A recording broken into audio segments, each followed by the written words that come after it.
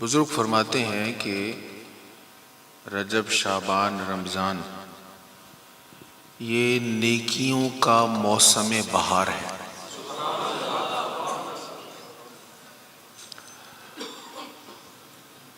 اور رجب کا مہینہ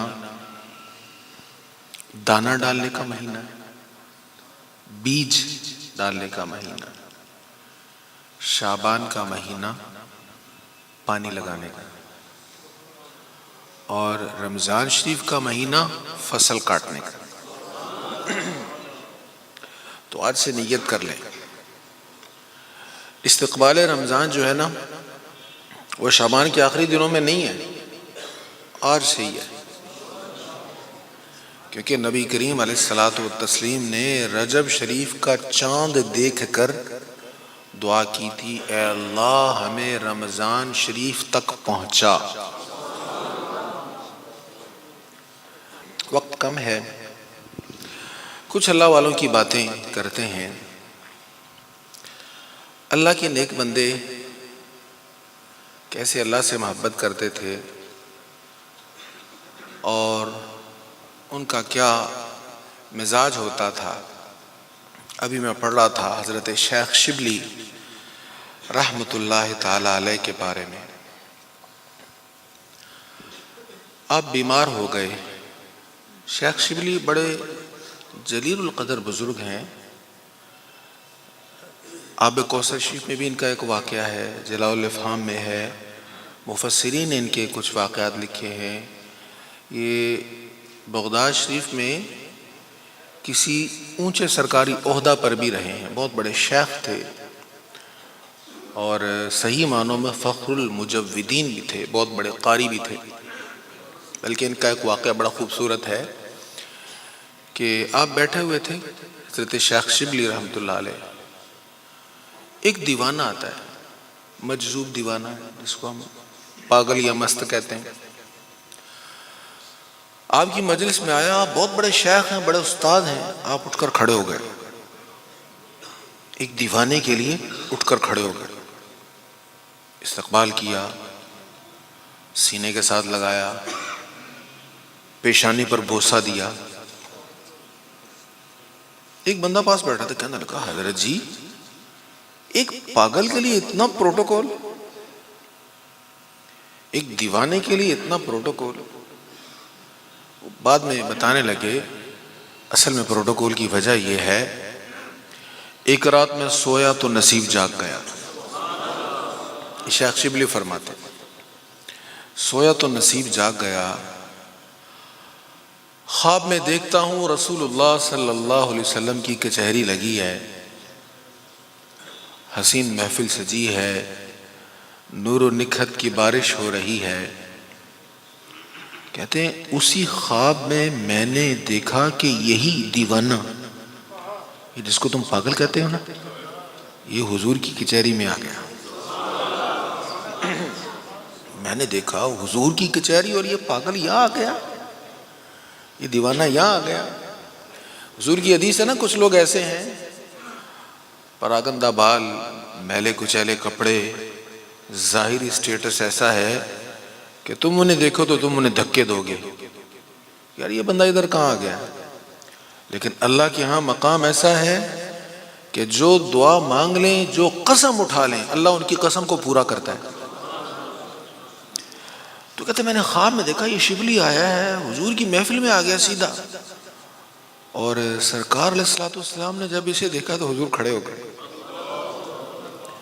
حضور استقبال میں کھڑے ہو گئے۔ سرکار علیہ الصلوۃ والسلام نے سینے کے ساتھ لگایا، پیشانی پہ بوسہ دیا۔ جو سوال تم نے کیا نا یہی میرے ذہن میں آیا، میں نے بھی حضور سے ایسے ہی پوچھ لیا۔ میں نے کہا کہ یہ تو پاگل سا ہے، دیوانہ سا، اتنا آپ نے اس کے ساتھ پیار اور شفقت والا معاملہ فرمایا۔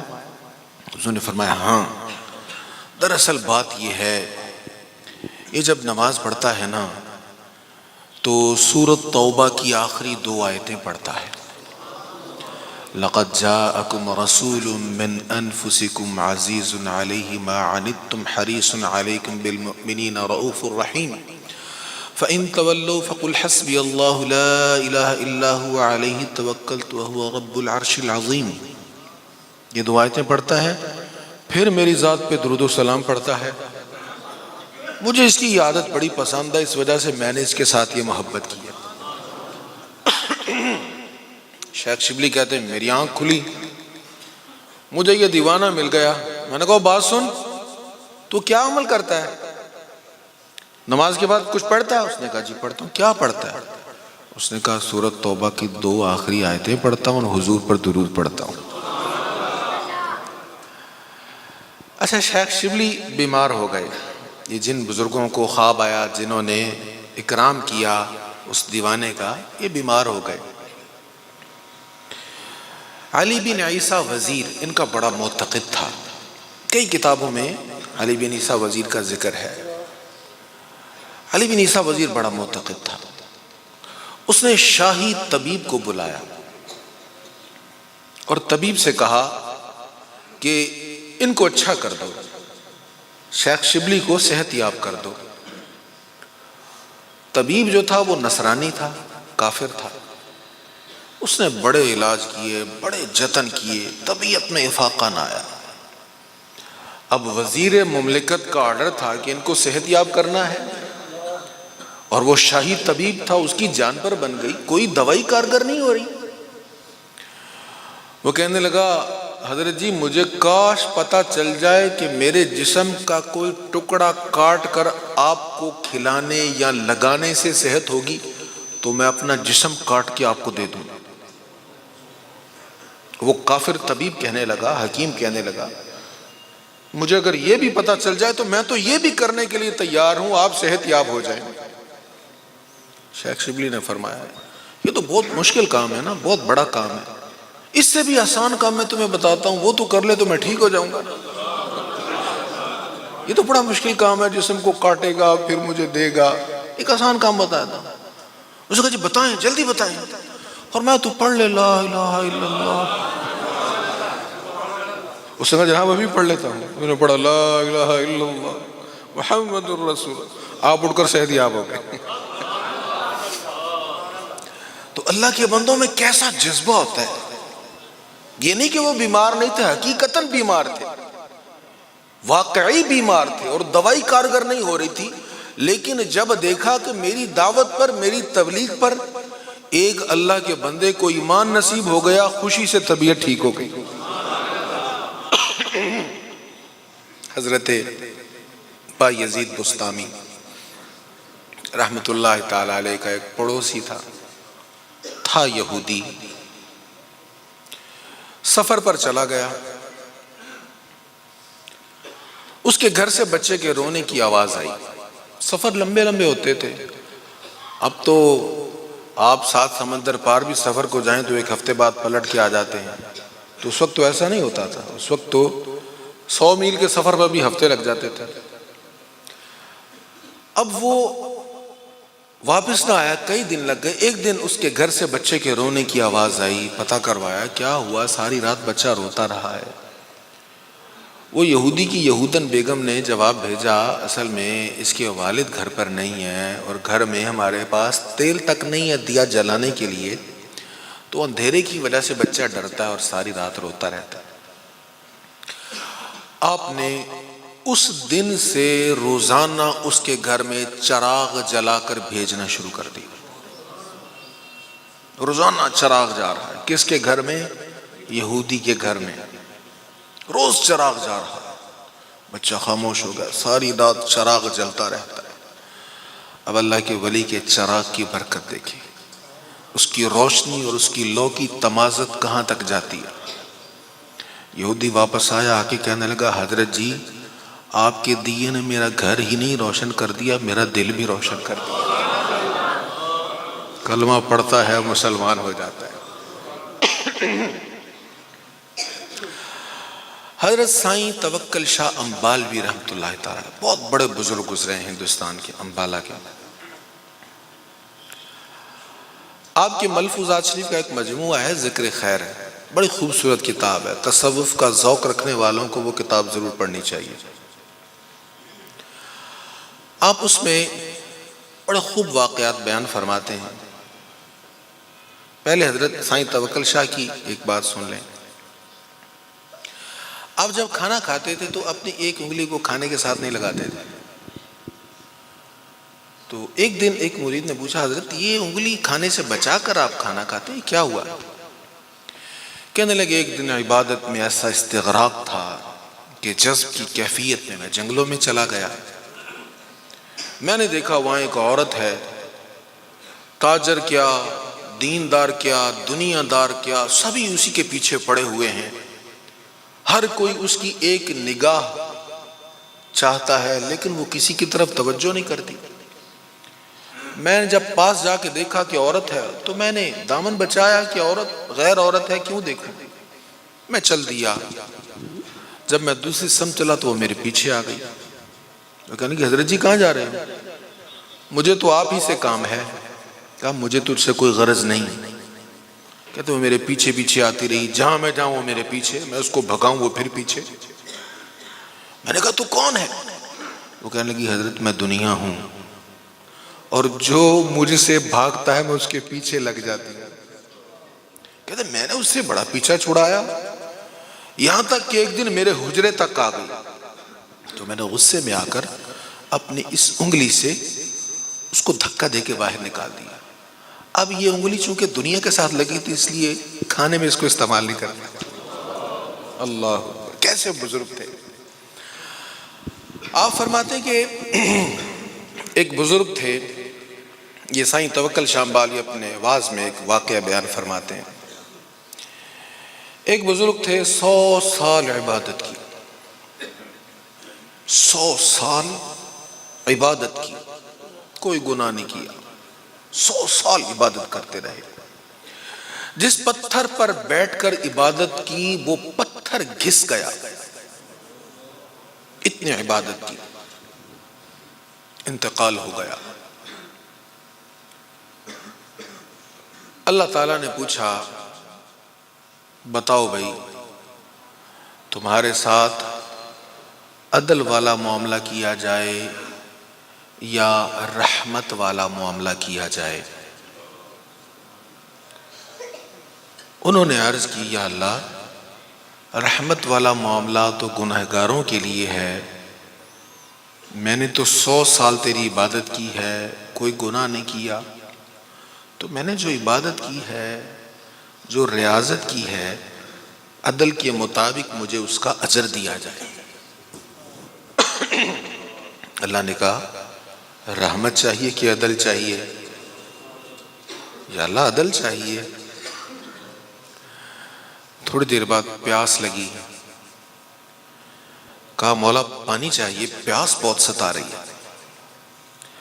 اللہ نے کہا ٹھیک ہے اب تو عدل والا معاملہ ہوگا، دنیا میں بڑا مفت کا پانی پی لیا، اب یہاں مفت والا پانی نہیں ملے گا، کچھ دینا پڑے گا، عدل ہوگا نا تو کچھ دینا پڑے گا۔ یا اللہ پانی چاہیے، ہاں ملے گا پانی لیکن کسی چیز کے بدلہ میں ملے گا۔ یا اللہ میری 50 سال کی عبادت لے لے، مجھے پانی دے دے۔ پانی کا ایک پیالہ مل گیا، 50 سال کی عبادت دے دی۔ ابھی پیالہ پیے کچھ دیر گزری تھی کہ پھر پیاس لگی، یا اللہ پانی چاہیے۔ 50 سال کی عبادت کے بدلے میں دوسرا پیالہ بھی پی لیا۔ اب 100 سال کی عبادت سے تو فارغ ہو گئے۔ ہم ایک رات عبادت کر کے، محفل ذکر کر کے، جمعہ پڑھ کے سمجھتے نا بہت کر لیا۔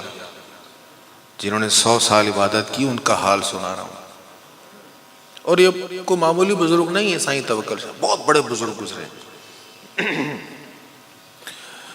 100 سال والی عبادت تو دے چکے، جس پتھر پر 100 سال بیٹھ کے عبادت کی تھی وہ آ گیا، کہنے لگا مولا میرا کیا قصور تھا، یہ 100 سال مجھ پہ اپنا وزن ڈال کے بیٹھا رہا، یہاں تک کہ میری حیت بگڑ گئی، مجھے گھسا دیا اس نے، مولا مجھے بدلہ چاہیے، میرے ساتھ عدل کیا جائے۔ اللہ نے فرمایا بندے بتا اب عدل تو اس طرح ہوگا کہ تجھے پتھر بنایا جائے، اسے انسان بنا کے تجھ پہ 100 سال بٹھایا جائے۔ ابھی پتھر کا تقاضا پورا نہیں ہوا تھا، پانی کہنے لگا مولا میرا کیا قصور تھا، میں تو طاہر و مطہر تھا، لوگوں کو پاک کیا کرتا تھا، یہ مجھے پی کر ناپاک بناتا رہا۔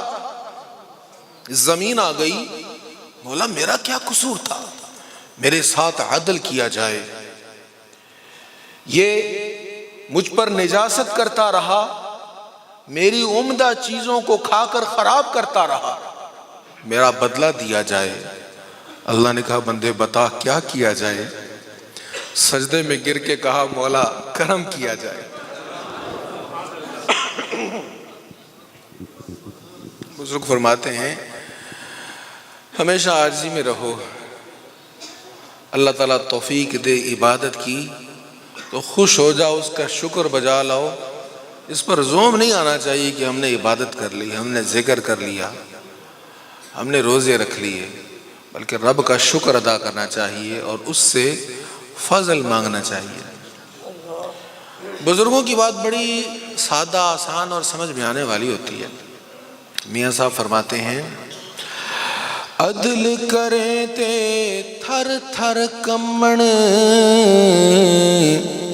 اونچیاں شان والے، فضل کریں تاں بخشے جاون، میں جہے مکالے۔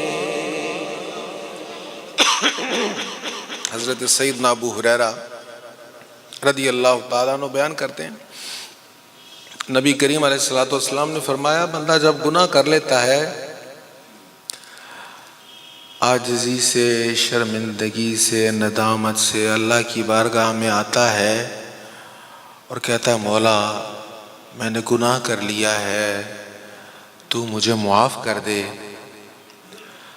اللہ تعالیٰ کہتا ہے دیکھو میرے بندے کو پتا ہے کہ اس کا رب ہے،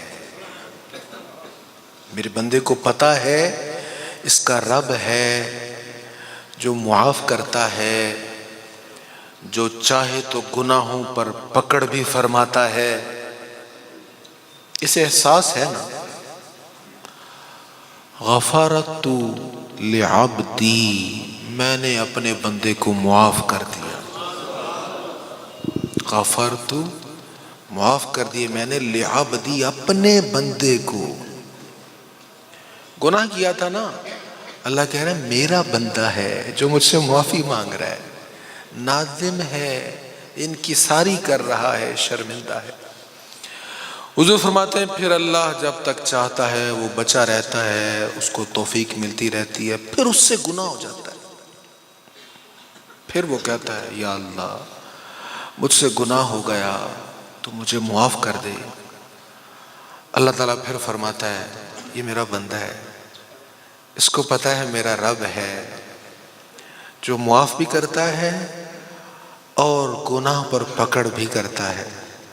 غفرت لعبدی، میں نے اپنے بندے کو معاف کر دیا، پھر اس سے گناہ ہوتا ہے، پھر نادم ہوتا ہے، توبہ کرتا ہے، پھر یہی معاملہ ہوتا ہے۔ اللہ فرماتا غفرت لعبدی، میں نے اپنے بندے کو معاف کر دیا۔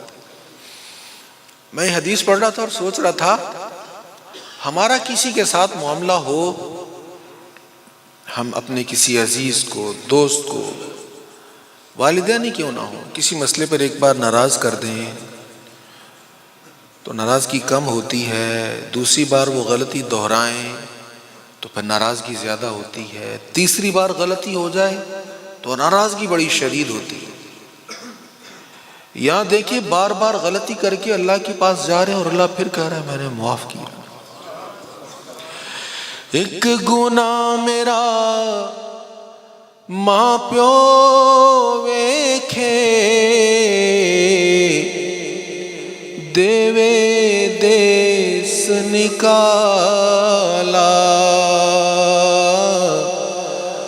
لکھ گناہ میرا مولا ویکھے پردے پاون والا لکھ گناہ میرا مولا ویکھے پردے پاون والا۔ اللہ تعالیٰ ہمیں عبادت کی توفیق نصیب فرمائے، عاجزی کی توفیق نصیب فرمائے۔ درود شریف پڑھ لیجئے 11 11۔